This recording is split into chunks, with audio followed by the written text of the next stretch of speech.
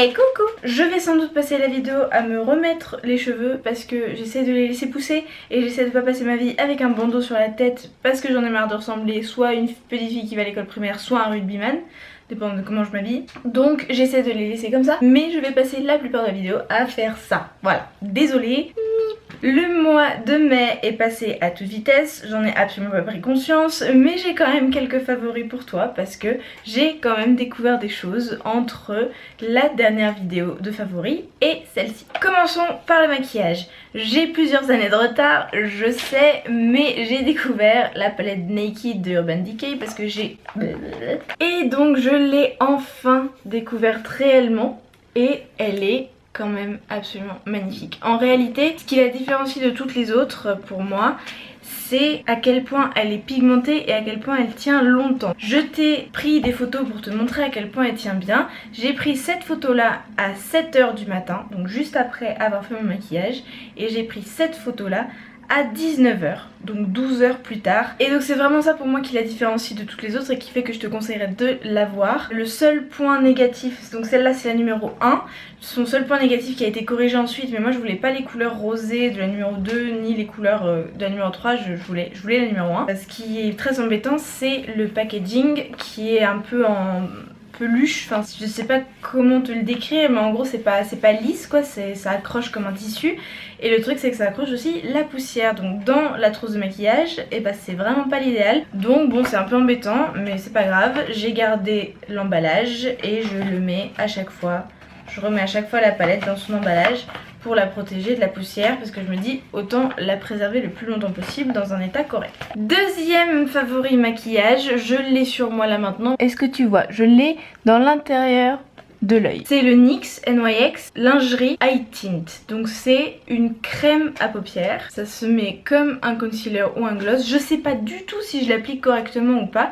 Moi je le mets directement avec le petit truc et ensuite avec un pinceau je prends celui-ci, tu le vois à quel point il est sale du maquillage que j'ai fait là maintenant. Je l'étale sur la base de fard à paupières que j'ai déjà faite avant. Et c'est super parce que ça brille de fou et moi j'adore avoir l'intérieur de la paupière illuminé par rapport à l'extérieur de la paupière plus foncé. Je suis super contente de l'avoir trouvé. Il est en teinte Lidli 04. Il y en a de plein d'autres couleurs différentes mais celle-ci c'est vraiment super parce que ça illumine réellement vu que c'est une teinte plus claire. Voilà pour le maquillage. Je déteste tous les gels douche. J'ai jamais aimé ça, j'aime pas du tout sortir de la douche avec l'impression que j'ai de la crème sur le corps. Quand soi-disant les gels douche t'hydratent et te laissent la peau très soyeuse, crémeuse, bah moi je trouve ça poisseux et j'aime pas du tout. Et donc la plupart des gels douche je les supporte pas. Il se trouve que en allant chez des amis un jour, j'ai découvert ce gel douche qui est donc le savon liquide de Marseille à l'huile d'olive et à l'orange confite de la marque Terra. Donc je l'ai découvert chez ses amis qui, quand il et elle ont déménagé, m'ont filé le reste du gel douche parce que je l'adore. Parce que c'est vraiment, ça sent super bon. C'est pas un arôme artificiel du tout.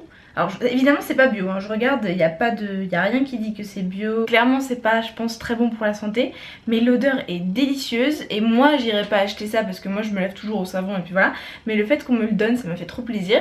Et je l'aime beaucoup et je vais l'utiliser beaucoup, donc je vais même le finir très rapidement et c'est pour ça que je le mets dans les favoris. Alors dernier truc réellement physique, le reste c'est des produits culturels on va dire dont je vais te parler, c'est les serviettes hygiéniques de la marque Natracare. C'est des serviettes hygiéniques bio qui sont vendues à Biocop, donc le fait que ce soit vendu à Biocop veut dire que c'est forcément éthique, sans plastique, sans chlore, sans parfum, les matières naturelles et biodégradables. Donc c'est quand même relativement écolo. C'est avec du coton bio, donc c'est pas trop polluant. Et surtout c'est pas plein de produits chimiques. Bref, je suis très contente d'avoir trouvé ces serviettes hygiéniques parce que j'en avais ras le cul.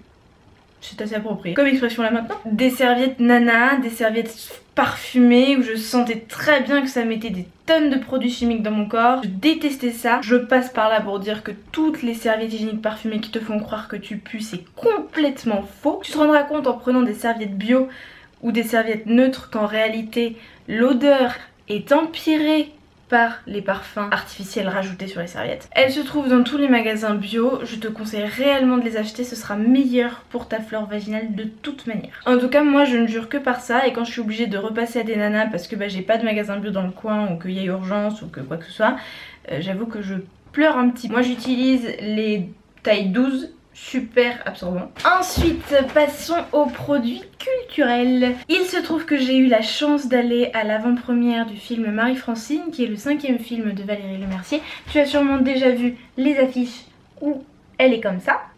Et je savais pas du tout à quoi m'attendre parce qu'on m'a proposé d'aller à cette avant-première avant que je sache quoi que ce soit du film. Et donc je me disais, oh, ça va être un film français pourri de base, avec le racisme de base, le sexisme de base, etc. Et j'ai été très agréablement surprise. Ouais, vraiment, parce que Valérie Lemercier est vraiment époustouflante, elle se met pas à son avantage dans le rôle principal du tout. La manière dont c'est filmé, c'est super chouette. Les codes de la comédie romantique française sont maintenues, hein, bien évidemment. Je vais peut-être te dire l'histoire avant. C'est l'histoire de Marie-Francine, donc qui a 50 ans et qui, dans le même laps de temps, perd son mari, qui va voir une femme plus jeune, et son travail, parce qu'elle se fait licencier parce que en gros il n'y a plus de locaux pour elle. Et donc elle se retrouve à 50 ans à devoir retourner vivre chez ses parents. Il y a énormément de scènes avec les parents où tout le monde peut se reconnaître, réellement, je le pense. Un personnage qui est joué par Patrick Timsit qui est très surprenant. Je l'ai trouvé très attachant, j'ai été vraiment contente de suivre les pérégrinations de ce personnage-là. Je te mettrai en lien un article de Bertine qui parle du film et qui en fait une critique, si tu veux en savoir un peu plus, ou même va voir la bande-annonce. En tout cas, il sort demain, donc mercredi 31 mai. Si tu as l'occasion d'aller le voir, je te le conseille vraiment, tu vas passer un très bon moment. Moi j'ai beaucoup rigolé. Oui, bon d'accord, je suis très bon public, mais j'ai beaucoup rigolé, j'ai été très attachée au personnage. Et Valérie Lemercier est réellement... une très bonne actrice et réalisatrice. Je trouve son scénario super chouette. C'est un feel good movie. Tu vas ressortir très souriant ou souriante de ce film.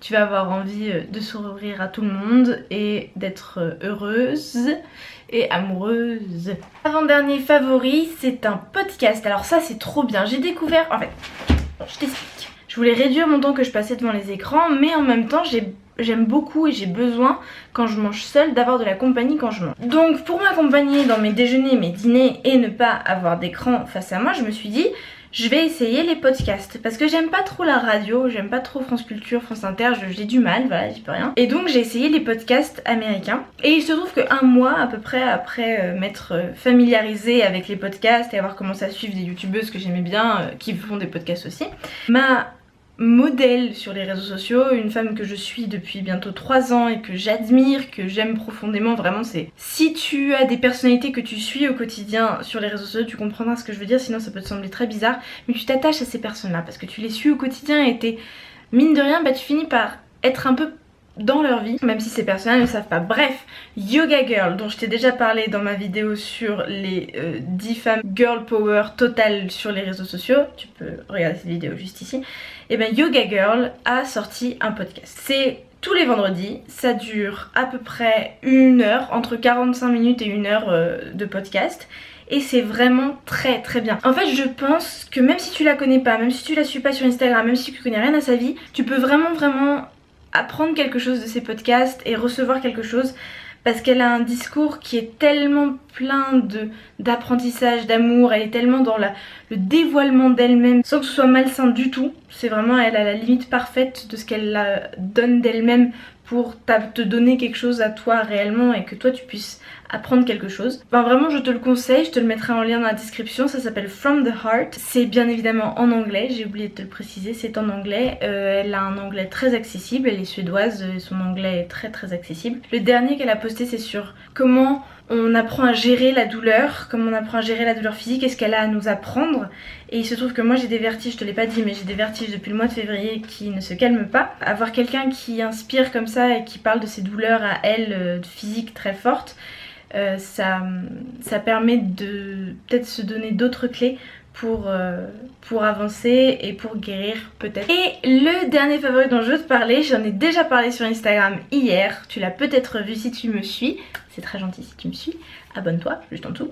C'est que dimanche j'ai passé la journée sans téléphone, c'est-à-dire que je l'ai éteint samedi soir et je l'ai rallumé lundi matin. J'ai passé une très bonne journée, c'est-à-dire que je me trouvais des excuses, je me trouvais vraiment plein d'excuses possibles pour ne pas l'éteindre et ne pas faire cette journée sans téléphone. Je me disais oui mais là tu vois je veux partager tel truc, je veux filmer ça, je veux mettre ça sur Instagram, je veux prendre des photos de ma journée, c'est quand même génial et tout ça. Faut que j'envoie un message à ma meilleure amie, on se parle tous les jours, faut que je lui demande comment elle va, et puis qu'est-ce qui se passe s'il se passe un truc grave, et qu'est-ce qui se passe si je m'ennuie. Enfin voilà, on se trouve des tonnes d'excuses pour ne pas éteindre son téléphone. Et moi particulièrement, j'ai conscience de mon addiction.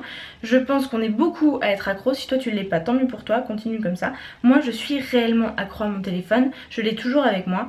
Et je me disais, est-ce que je vais être capable de passer une journée sans lui? Donc j'ai demandé à mon copain de prendre le téléphone samedi soir et de le cacher, au cas où, pour pas l'avoir face à moi. Et donc c'était génial parce que j'ai oublié qu'il existait. Donc j'ai vécu sans prendre de photos, j'ai vécu sans capturer les moments, sans les partager. Je me suis rendu compte qu'ils avaient une valeur même s'ils n'étaient pas partagés, que j'avais pas besoin de me vanter de cette vie en réalité, c'est ça parfois sur les réseaux sociaux. Je me suis rendu compte que le temps était plus long, je me suis rendu compte que finalement j'en avais pas tant besoin que ça. Je me suis rendu compte que c'était pas grave si j'étais pas sur mon téléphone toute la journée. Et j'ai réalisé aussi que j'avais pas besoin de fuir l'ennui. C'est-à-dire que le téléphone c'est notre machine à fuir l'ennui. On est actuellement dans une époque, dans une période où l'ennui est l'ennemi numéro 1. Il ne faut jamais s'ennuyer. Au péril de notre bien-être et de notre sanité, j'ai inventé ce mot mais en gros au péril de ne plus être saine et sain d'esprit, on va chercher sans arrêt à fuir l'ennui. Du coup dimanche, plutôt que de scroller Facebook à chaque fois que je sentais l'ennui monter, j'ai simplement accepté l'ennui et je l'ai simplement vécu. Donc je te dis tout ça parce que je te conseillerais réellement d'essayer. Si tu t'en sens pas capable comme moi je m'en sentais pas capable, tu verras que c'est en fait très facile. J'ai vraiment appris quelque chose, c'est que je vais le refaire et que j'existe sans téléphone et que j'existe sans dire aux autres que j'existe. Et que j'ai pas besoin d'être validée par l'extérieur pour passer une très bonne journée, parce que c'est aussi ça. Et que le monde ne s'arrêtera pas de tourner si je suis pas au courant de ce qui s'y passe. Voilà, c'est la fin de cette vidéo, j'espère qu'elle t'a plu. N'hésite pas à mettre un pouce si elle t'a plu. Moi je vais retourner écrire mon mémoire parce que j'ai une semaine pour l'écrire, j'ai 50 pages à écrire, il faut que je m'y mette. Et n'hésite pas à t'abonner, je te l'ai déjà dit, tu peux voir ma vidéo la semaine dernière en cliquant juste là, tu peux t'abonner encore une troisième fois, je te l'ai dit en cliquant juste ici. Moi je te fais un bisou et je te dis à mardi prochain à 19 h.